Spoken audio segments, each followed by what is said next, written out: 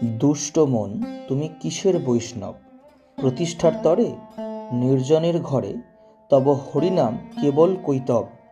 জ্বরের প্রতিষ্ঠা শূকরের বিষ্ঠা, জানো নাকি তাহা মায়ার বৈভব। কনক কামিনী দিবস যামিনী, ভাবিয়া কি কাজ অনিত্য সেসব।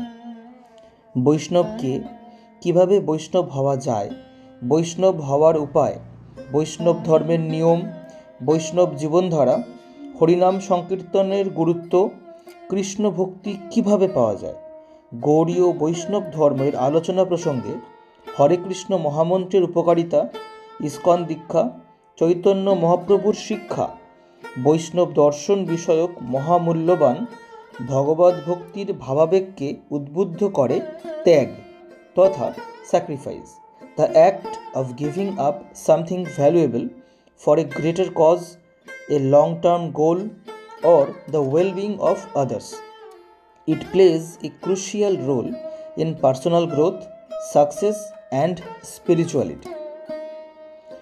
বিচ্যুতি এবং বিভ্রান্তি বিতরণকারী বৈষ্ণব বৈশিষ্ট্যাবলীর বিবরণ বেশ কয়েকটি ব্যাখ্যা পর্বে বিভক্ত। হু ইজ বৈষ্ণব, সিক্রেটস অফ ভক্তি অ্যান্ড ডিভোশনাল লাইফের সবকটি পর্ব আজকে ব্যাখ্যা হবে আমার ভেদিক পার্থ চ্যানেলে। আমি কণ্ঠে পার্থপ্রতিম। প্রত্যেকটি পর্বই একটির সাথে আরেকটি অন্তর্ভুক্ত, তাই প্রতিটি পর্ব মন দিয়ে শুনুন। তো আজকের প্রথম পর্ব হলো মন নিয়ন্ত্রণ। মনকে নিয়ন্ত্রণ করাটা নিশ্চয়ই সব রকম যোগ সাধনার সবথেকে কঠিন কাজ। ভক্তিযোগ বা শ্রীকৃষ্ণ ভাবনার ক্ষেত্রেও এই কথা প্রযোজ্য এবং বর্তমান যুগে সেটাই হচ্ছে একমাত্র বাস্তবমুখী কার্যকারী যোগ সাধনার পন্থা। অবশ্য ভগবদ্গীতায় বলা হয়েছে, মনকে যিনি নিয়ন্ত্রণ করতে পেরেছেন তিনি ইতিমধ্যেই পরমাত্মার সান্নিধ্য লাভ করেছেন এবং নিয়ন্ত্রিত ও অনিয়ন্ত্রিত মনই হলো বদ্ধ জীবের সবচেয়ে বড় বন্ধু আবার শত্রু যথাক্রমে। আমাদের দ্বিতীয় পর্বটি হল মনের বিচ্যুতি ও বিভ্রান্তি। বৈষ্ণবকে এই চিরন্তন সত্যান্বেষী জ্ঞানচক্ষু উন্মীলন আলোচনা প্রসঙ্গে দুটি নির্ধারণ রয়েছে। একটি হলো ভাব উপলব্ধি এবং অন্যটি বাস্তব পথ নির্দেশ, যা থেকে বোঝা যায় কোনো ভক্ত শুদ্ধ ভগবদ্ ভক্তির পর্যায়ে উপনীত হবার আগে কিভাবে সে তার মনের কাণ্ডজ্ঞানহীন নানা প্রকার বিচ্যুতি বিভ্রান্তি নিয়ে বিব্রত হতে থাকে। যথার্থভাবে বলতে গেলে মনের যে ধরনের হেতু বিচার এবং যুক্তিজালের বিভ্রান্তির কবলে পড়ে বহু কৃষ্ণভক্ত কৃষ্ণ ভাবনামৃত আন্দোলনে প্রচার কার্য ও সেবা কার্যে আত্মোৎসর্গ করা থেকে নিজেদেরকে সরিয়ে নিয়েছেন, সেই বিভ্রান্তগুলির বশবর্তী হয়ে যাতে ওই দুষ্ট মন এর আক্রমণে বশীভূত না হয়ে শ্রী চৈতন্য মহাপ্রভুর সংকীর্তন আন্দোলনে মগ্ন হয়ে থাকতে পারা যায়। কারণ এভাবেই ভুল করে ভাবে যে মনের ওই বিভ্রান্তিগুলি বুঝি প্রকৃতই তাদের আত্মসচেতন বিবেক বুদ্ধি, যেহেতু তারা তাদের চিরন্তন আত্মার প্রকৃত স্বরূপ উপলব্ধি করতে পারেনি। আমাদের তৃতীয় পর্বটি হল বৈষ্ণব কি, কি তার প্রতিবন্ধক।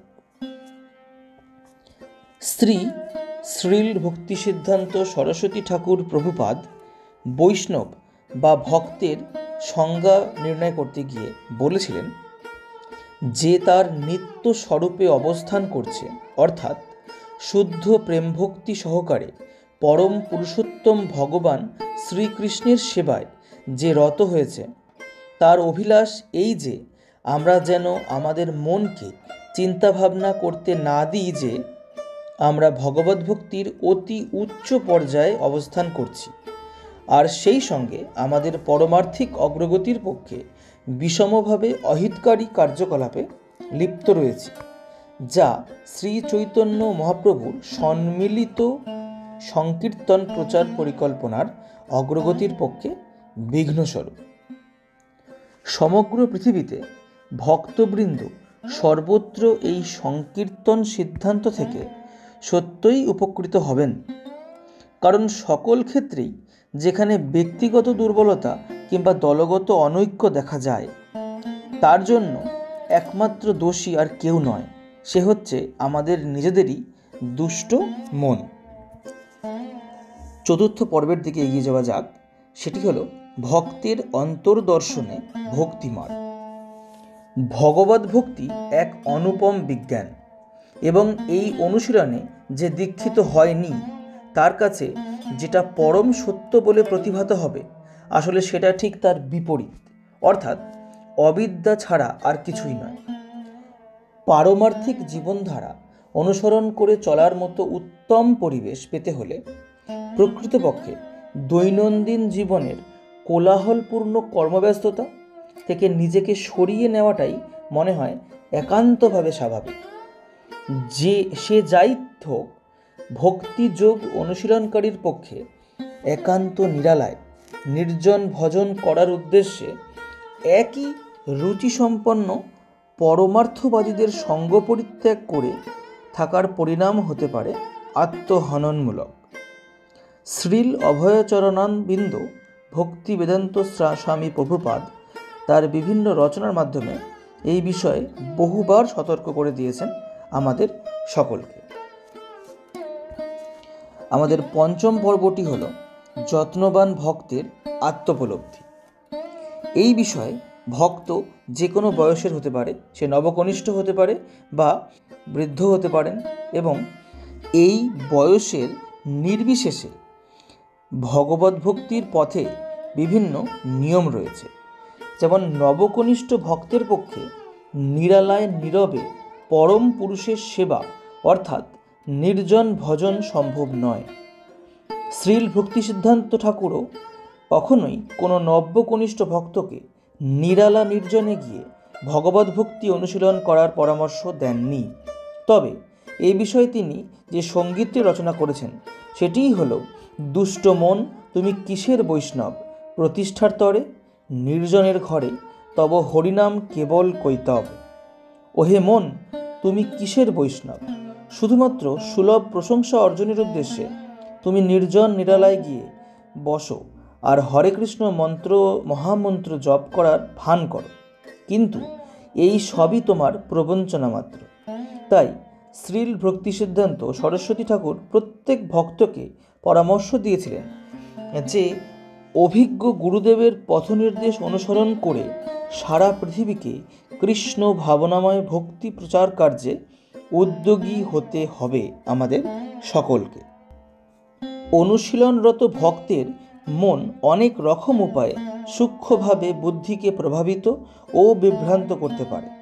এমনকি সুচতুর অভিজ্ঞ ভক্তকেও মাকড়সার জালের মতো মায়াজালে কবলিত করে ফেলে। ভগবত ভক্তি অনুশীলন করা সহজ, কিন্তু তাতে যত্নবান না হলে শুদ্ধ ভগবত ভক্তির পথ থেকে বিচ্যুত হওয়াও তেমন কঠিন নয়। এই জগতে মানুষের বুদ্ধি এক অতি পরম অবদান, এবং মানুষের জীবনকে আত্ম উপলব্ধির দিকে পরিচালিত করার মাধ্যমে বাস্তব বুদ্ধির চরম পরীক্ষা হয়ে যায়। দেহ ও মন দুটিরই কার্যপ্রণালী হচ্ছে জানতে, যদিও একটি হচ্ছে স্থূল এবং অন্যটি সূক্ষ্ম। ভক্তিযোগী অর্থাৎ অনুশীলনকারী ভক্ত তার বিভিন্ন কার্যক্রমের মাধ্যমে তার দেহকে ভগবত সেবায় নিয়োজিত করে রাখেন, কিন্তু সেটাই যথেষ্ট নয়। ভগবত ভক্তিতে সাফল্য লাভের উদ্দেশ্যে তিনি অবশ্যই তার মনকেও ভগবত সেবার পদ্ধতির মাধ্যমে প্রশিক্ষিত ও সুশিক্ষিত করে তোলার জন্য প্রয়াসী হবেন। আমাদের ষষ্ঠ পর্বটি হল পারমাত্মিক ভাবধারায় সঞ্জীবিত বুদ্ধিবৃত্তি। মনকে উচ্চ স্তরে উন্নীত করা এবং তার যথাযথ পথ নির্দেশের আবশ্যকতা সম্পর্কে ভগবান শ্রীকৃষ্ণ স্বয়ং ভগবদ্গীতা যথাযথ গ্রন্থে ব্যক্ত করেছেন যে মানুষ তার মনের সাহায্যে অবশ্যই নিজেকে উচ্চ স্তরে উন্নীত করবে। নিজেকে অধঃপতিত করবে না। মন হচ্ছে বদ্ধ জীবের বন্ধু, আর তার শত্রুও বটে। মনকে যে জয় করেছে, মন তার কাছে সকল বন্ধুর মধ্যে শ্রেষ্ঠ বন্ধু। কিন্তু সেটা করতে যে ব্যর্থ হয়েছে, তার কাছে মনই চরমতম শত্রু হয়ে ওঠে। মনকে যে জয় করেছে, সে তো পরমাত্মার সান্নিধ্য অর্জন করে ফেলেছে, কারণ সে প্রশান্তি লাভ করেছে।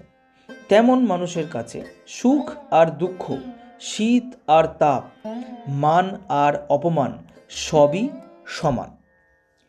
এই ভগবদ্গীতা ব্যাখ্যার অনুপমভাবে পরিবেশিত হয়েছে এখানে, যেন কোনো এক ভক্ত তার মনের সঙ্গে কথা বলছে, তার কাছে কৃষ্ণ কথা প্রচার করতে চাইছে। মনের কাছে সুতীক্ষ্ণ ভাষা প্রয়োগের মাধ্যমে শ্রীল ভক্তিসিদ্ধান্ত সরস্বতী ঠাকুর সুস্পষ্টভাবে এবং বাস্তব ভঙ্গিতে বুঝিয়ে দিয়েছেন কেমন করে নানাভাবে মন শুদ্ধ ভগবত ভক্তির স্তর থেকে অধঃপতিত হয়। মনের সঙ্গে ব্যক্তিগতভাবে বৈষ্ণবকে বিষয়ক আলোচনার মাধ্যমে ভগবদ্গীতা থেকে যে উদ্ধৃতিটি এখানে পর্যালোচনা করা হলো, তা থেকে বোঝা যায় যে ভক্তি মার্গে অগ্রণী ভক্তের কাছে মন শত্রু কিংবা বন্ধু দুটোই হতে পারে। যিনি সেই উদ্দিষ্ট ব্যক্তি, তার উপর নির্ভর করবে সেটিকে কিভাবে ব্যবহার করবে, মনকে শত্রু হিসেবে নাকি বন্ধু হিসেবে ব্যবহার করবে। সেই হয়ে উঠবে প্রকৃত বৈষ্ণব বা ভগবত ভক্তির পথনির্দেশক। আমার সপ্তম পর্বটি হল বৈষ্ণব কে। বৈষ্ণব হলেন সেই ব্যক্তি যিনি ভগবান শ্রীকৃষ্ণ, বিষ্ণু বা তার অবতারদের প্রতি শুদ্ধ ভক্তি ও প্রেমে নিমগ্ন থাকেন। বৈষ্ণব ধর্ম হিন্দু ধর্মের একটি গুরুত্বপূর্ণ শাখা, যা ভক্তিযোগের মাধ্যমে মুক্তি লাভের শিক্ষা দেয়। গৌড়ীয় বৈষ্ণব ধর্ম ও চৈতন্য মহাপ্রভুর শিক্ষাও এ বিষয়ে প্রাসঙ্গিক।